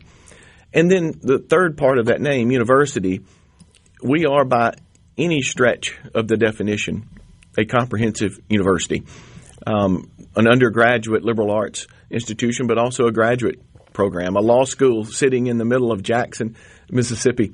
So we are a nationally competitive university. So it's just appropriate that we articulate exactly who we are, and we think that new name clearly spells out who we are as an institution. You mentioned Leland Speed, and I'm glad you did. A very successful businessman. You mentioned him as a board of trustees, and I think it was 2022 when the Leland Speed Scholarship Program was announced. Yes. And if my math, now, you may have students that are more accelerated than I was, but if my math is right, we should be coming on the first graduating class of Leland Speed Scholars. Is that right? That's right. We'll have a few of those Speed Scholars who will graduate this spring. Some of those will be accelerated on a 3-year track to graduate. But yeah, it was absolutely one of many remarkable things that he did for our institution. He served as a trustee for, I think, 40-something years of the institution's history. He was just a magnanimous leader, and I miss him still. He's the guy that you could always call and talk to, share exactly what you felt, and he was as good a listener as he was anything else. So I'm curious. We hear the word in academics transformational thrown around a lot. And a lot of times transformational is tied to giving, right? I mean, this was a transformational gift. Sometimes that's overused. I think gifts can be generous, they can be significant, but transformational has a bigger meaning. But this is one that feels like kind of fits the criteria. Starting back in the fall of 2023, any student accepted into Mississippi College received full tuition. Is that accurate? Any student that was the original the Speed Scholarship Program. Now we have the response to the Speed Scholarship Program has been overwhelming. It has exceeded our expectations. So we've had to adjust and make some changes. We are at capacity on our campus. Okay, and it is just a remarkable. It is transformational, but it's more than just the gift. I would argue that his 40-plus year commitment to our institution was transformational, and that he not only thought about Mississippi students and how we could give them the opportunity to come to Mississippi College, but he thought about Clinton, and he thought about the future of our city, and we've worked really hard to build that relationship with the city of Clinton. We have an economic development project called Rising Spring that is coming out of the ground now that we'll cut a ribbon on at some point during this bicentennial year. That was his dream from years and decades ago. He also was committed, as you know, he was committed to the city of Jackson. And he passed away before we were able to conceive and talk about the renovation and revitalization of our law school campus in downtown Jackson. But we are nearing completion of a significant renovation of that entire campus, really a recommitment of Mississippi College to the city of Jackson. And I'm thankful for all of that work. It truly, his contribution is transformational over a lifetime. Dr. Blake Thompson is the president at Mississippi College. We're going to continue the conversation with him on the other side of this break. How have the alumni of Mississippi College received the name change? And then a topic that was a little divisive among alumni, an announcement a year ago that the football program was going away. How has that affected the school in the last year, and what does that look like going forward? We'll get to those on the other side of the break. Blake Thompson, my guest, president at Mississippi College. This is Mornings with Richard Cross, SuperTalk Mississippi, presented by Community Bank. We're back with you right after this. Check yes or no. Check yes or no. From the Venable Glass Trap. Want to know what's happening in Mississippi politics? Yes. You're in the right place. Mornings with Richard Cross on Super Talk, Mississippi. Amarillo by morning, up from San Antonio. Everything that I got is just what I've got. Dr. Blake Thompson may not know, but he walked into the middle of a country music Wednesday on Mornings with Richard Cross. That's what we do, and we're glad to be with you. You can join the conversation on the C Spire text line, 601-879-4395. C Spire, customer inspired. You mentioned full capacity right now. In terms of enrollment, where is Mississippi College, soon to be Mississippi Christian? Yeah, before I do that, let me say thank you. I did know I was walking into Country Western Wednesday, and for the first time in my life, I'm going to get in trouble for this, but first time in my life, I was able to dedicate a song on the radio to my wife. She is a huge George Strait fan, so that was for there you go. Those songs were for her on the radio. Lance, thank you for your help. Anytime, Doc. I love it. I love it. We're just, Valentine's Day, not far along. I don't know if we're going to open up a dedication line on a normal basis, but we will allow it on this Wednesday morning, Blake. Thanks so I'm much for that. I'm probably in trouble now, but that's okay. It'll be all right. So in terms of enrollment, where are you? You mentioned being at capacity. Is there a plan to grow, or are you at the right number? Yeah, I think our dorms are at capacity. We're full. And we're thankful for that. And what we have tried to focus on is, instead of perhaps building new dorms and growing for growth's sake, to really now take the opportunity to improve the academic reputation of the institution. And we've actually seen that happen over the last several years. Our average ACT scores have gone up dramatically, a full point sometimes in a year. Our GPAs go up. The quality of our applicant, we've become a more selective institution, and I think that is a good thing. That is another option that we offer students in the state of Mississippi, and we're proud of that. You mentioned the name change a second ago from Mississippi College, which is a name that has been synonymous with the school for a really long time, to Mississippi Christian, which you said is a name that is more in line with the overall mission of the university. How was that received by your alumni, your current students, your stakeholders within the university community? Yeah, well, the name has actually changed a couple of times in its history.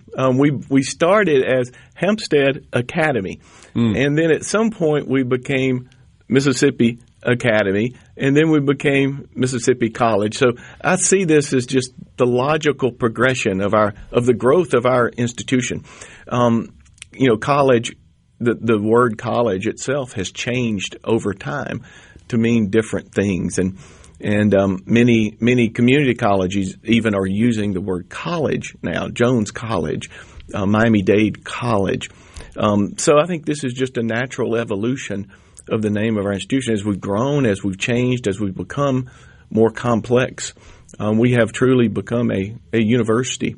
There have been conversations about this for decades, and I think we decided that the bicentennial was a time of change, and it was the time to do this and to celebrate it.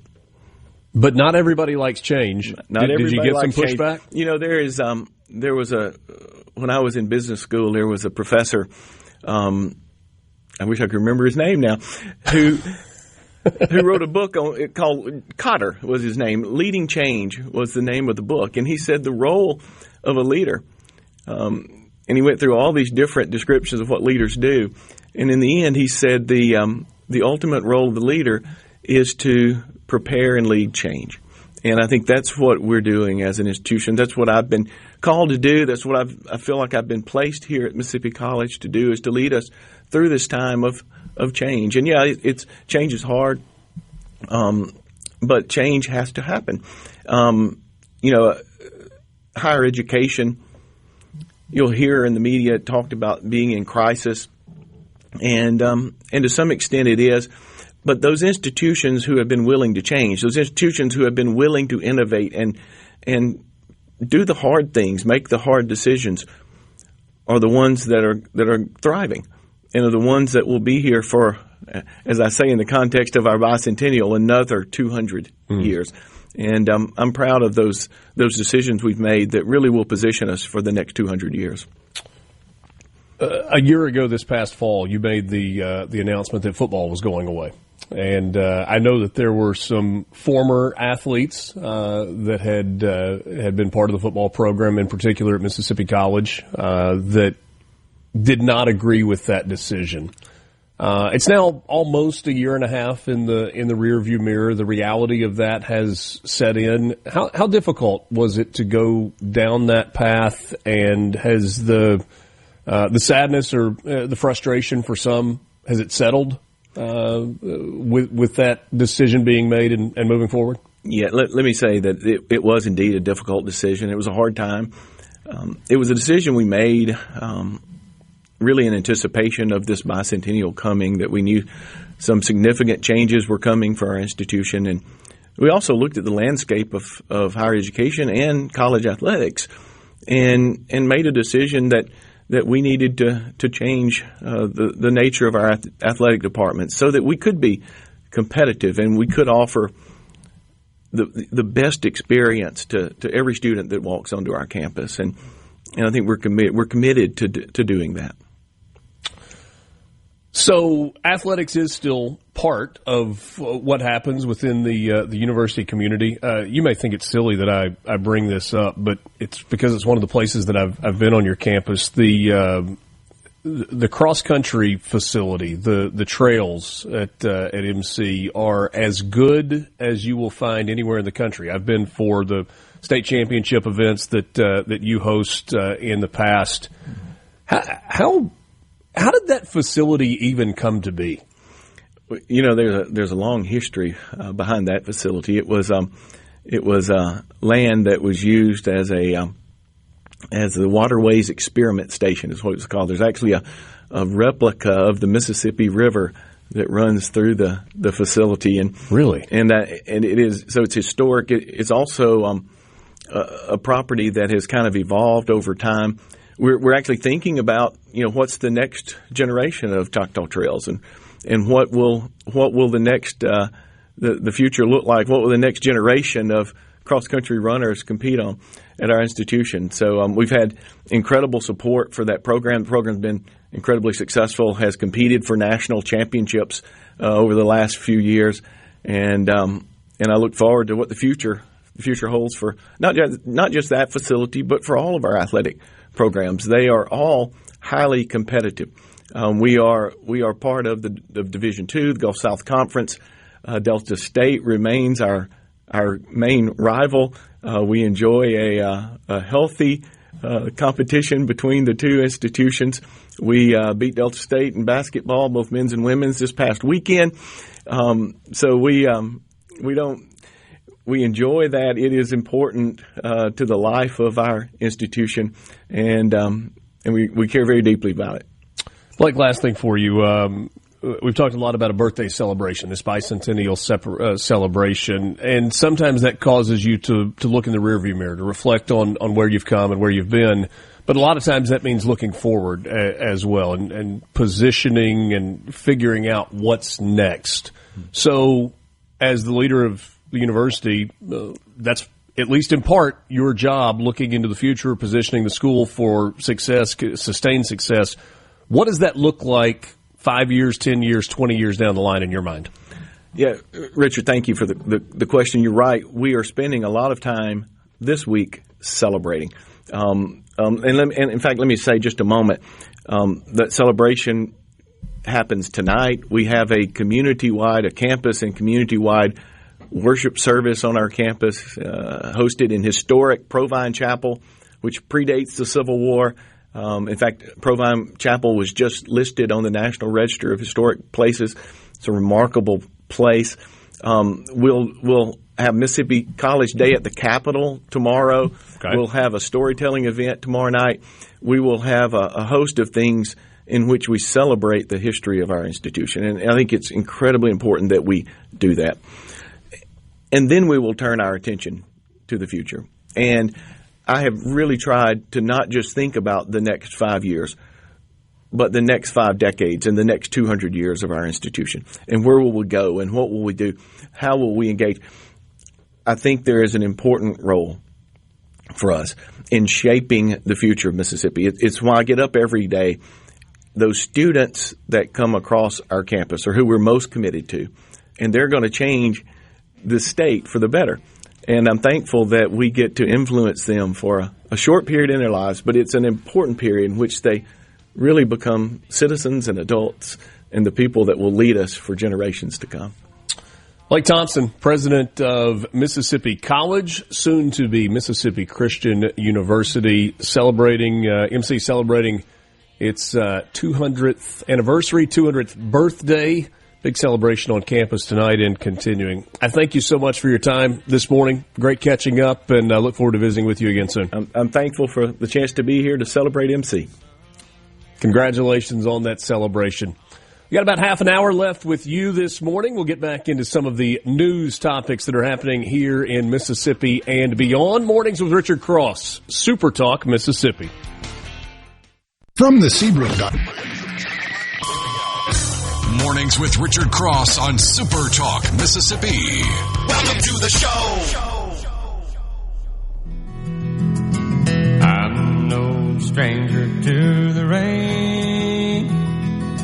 I'm a friend of thunder. Friend, is it any wonder lightning strikes me? I fought with the devil, got down on his level, but I never gave in, so he gave it on me. Great to be with you this morning. It is Mornings with Richard Cross, SuperTalk, Mississippi. Got a couple of segments left with you before we wrap things up and move a little deeper into the week alongside Lance Tolbert. I'm Richard Cross. Thanks for joining us. Great tunes as always this morning, Lance. Thank you, sir. I love Keith Whitley. Keith Whitley. Mm-hmm. What a dude.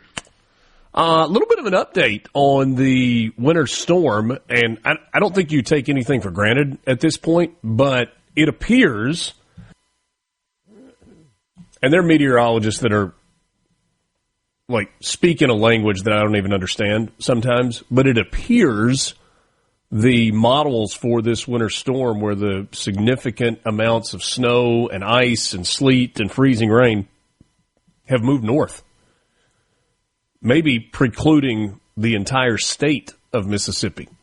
Now, that could change again as the weather patterns shift. Forecasters have been quick to tell us, hey, it's too early for us to model exactly where this is going or to be confident in the models of exactly where this storm is going, but it appears as if it has shifted a bit to the north. And there might be some disappointed kids, but I would say on the whole that would be a huge win for Mississippi. So the World Economic Forum is happening right now in Switzerland. Donald Trump is speaking live to the WEF, speaking on tariffs, and we got some news. Some of that news comes from Hungary. Give that to you in just a second. But also news from the Treasury Secretary. So apparently, California Governor Gavin Newsom called Treasury Secretary Scott Bessent smug. Bessent responded. Today in Davos, he said, Governor Newsom, who strikes me as Patrick Bateman meets Sparkle Beach Ken, may be the only Californian who knows less about economics than Kamala Harris. He's here this week with his billionaire sugar daddy, Alex Soros, and Davos is a perfect place for a man who, when everyone else is on lockdown, when he was having people arrested for going to church. The secretary added, shame on him. He is too smug, too self-absorbed, and too economically illiterate to know anything. Let me know if you need any further clarification. Well, just to be clear here, that Patrick Bateman is American Psycho, so Christian Bale's character.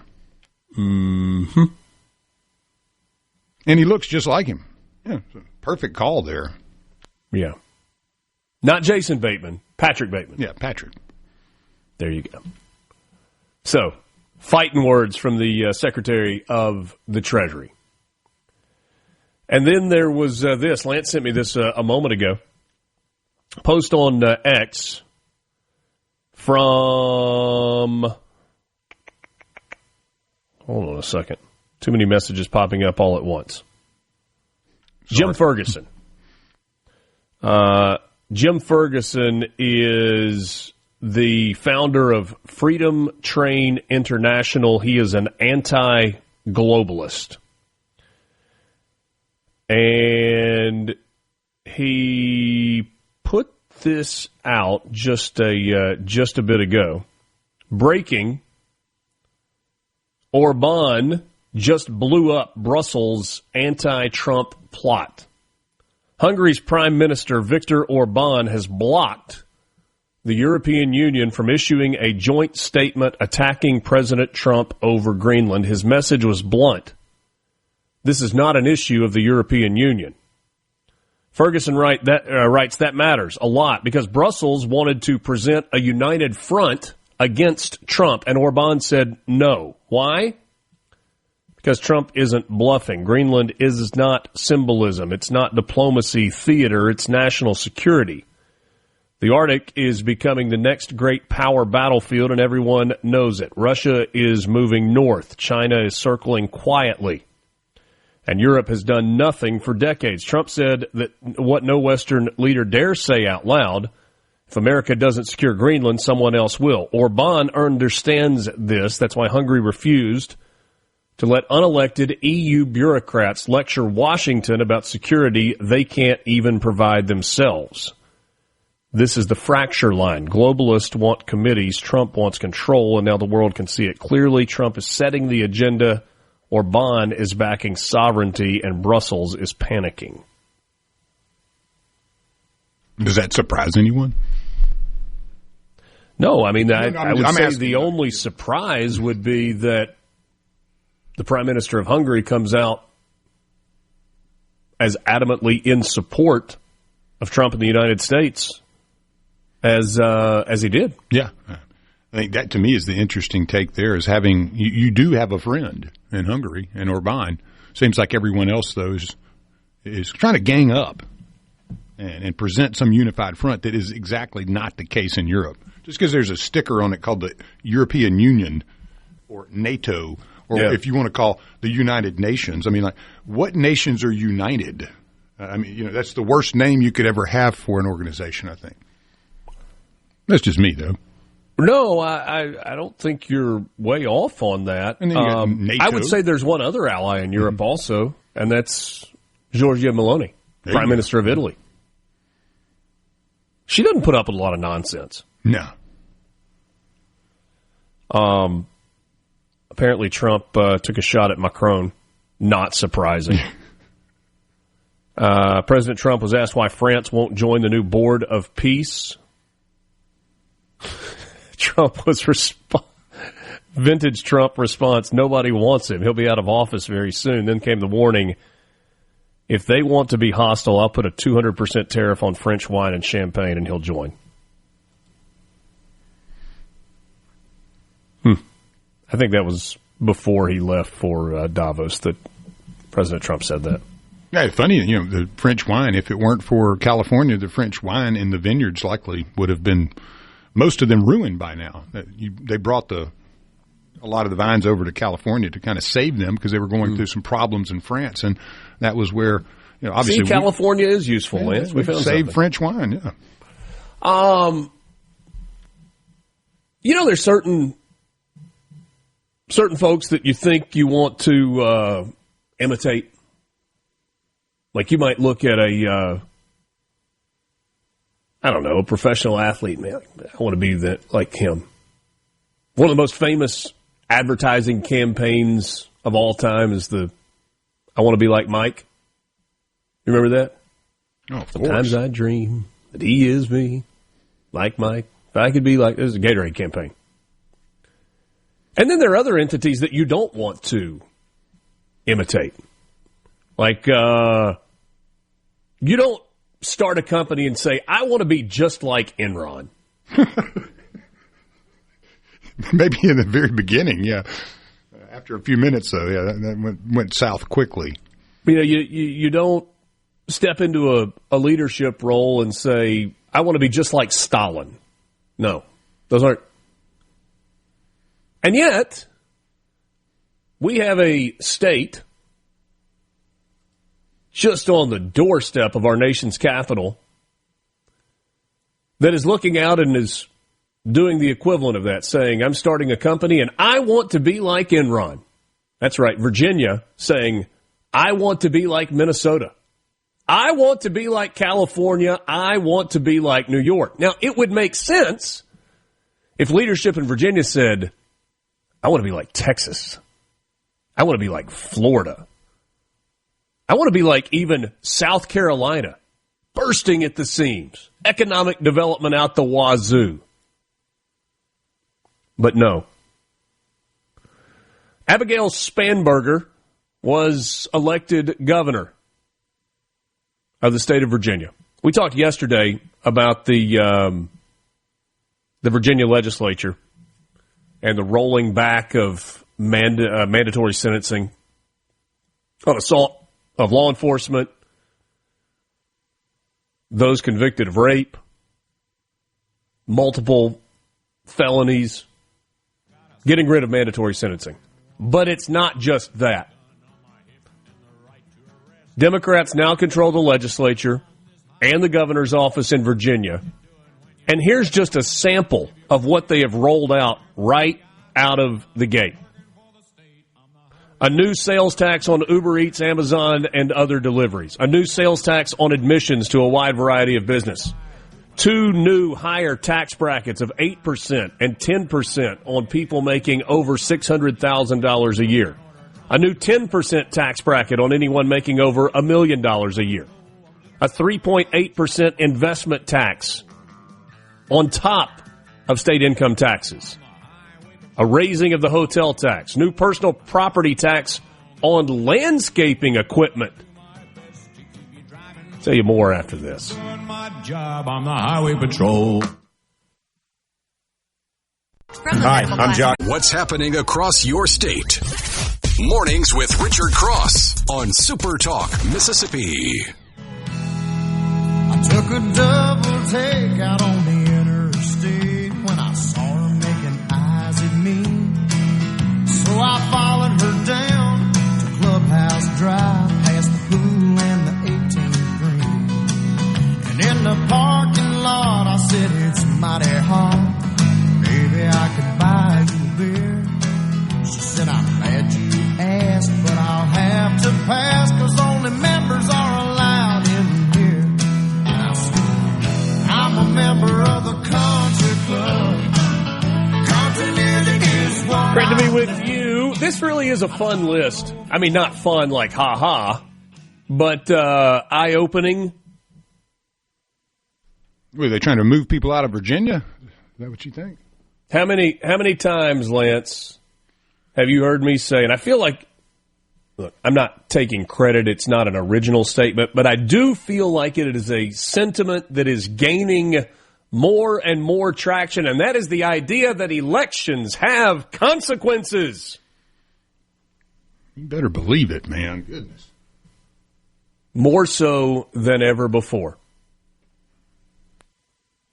Telling you some of the bills that have already been introduced in this legislative cycle in Virginia now that Democrats have the control of the State House and the governor's mansion. I said this before the break. I want to say it again. New personal property tax on landscaping equipment and a ban on gas-powered leaf blowers. From my cold, dead hands. Guarantee illegal aliens free education. Make it illegal to approach somebody at an abortion clinic. Extend the time absentee ballots can be received after Election Day to 3 days. Allow people to cast their votes electronically through the Internet. Expand ranked choice voting. Extend the deadline for ballot curing to 1 week after Election Day. Redact the addresses of political candidates from FOIAs. Add Virginia to the National Popular Vote Compact for presidential electors. Make it illegal to hand count ballots. A $500 sales tax on firearm suppressors. Assault weapons and large capacity magazine ban. An 11% sales tax on all firearms and ammunition. Prohibit outdoor shooting of a firearm on land less than 5 acres. Lower the criminal penalties for robbery. Ban the arrest of illegal aliens in courthouses. remove mandatory minimum sentences, allow localities to install speed cameras, and finally, and maybe most importantly, replace Columbus Day officially with Indigenous Peoples Day. That is the initial agenda of the new legislature and governor in the state, or the Commonwealth, if you prefer, of Virginia. The General Assembly in the Commonwealth? Boy, that's a laundry list of junk. If I lived outside of the 3 counties of Virginia where the Washington, D.C. spillover exists, I would figure out if there is any way to annex those 3 counties to Washington, D.C. so I could have my state back. Because the state of Virginia has been co-opted by the left, leaving D.C.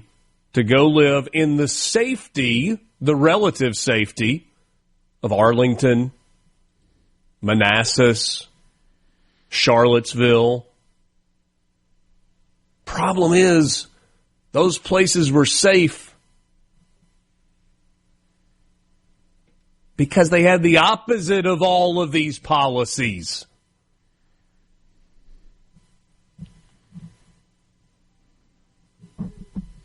Sounds like Virginia woke up and said, I want to be like California. Like letting a bull loose in a china shop. That's what that sounds like. I want to be like New York. Oh, if I could just be like Tim Walz's Minnesota. You got to really question the sanity of anyone that looks at that situation and says, yeah, I want to be like that. Abigail Spanberger, former CIA agent. She was undercover as a candidate. She was masquerading as a moderate Democrat. By the way, if somebody describes themselves to you as a moderate Democrat, first you should laugh at them, and then you should turn and run. Or you could do it a different way. When somebody describes themselves to you as a moderate Democrat, say, okay. You vote for Kamala? Inevitably, their answer will be yes, and then you can laugh at them and turn and run. Because there is nothing, it's not a thing. It doesn't exist. If you are a self-described moderate Democrat and you voted for Kamala Harris, you voted for Joe Biden, you're not a moderate Democrat. You support the left-wing, crazy liberal policies. You know who a moderate Democrat is, as we used to know it? Donald Trump. Thanks for being with us. Have a great day. A SuperTalk Mississippi media production.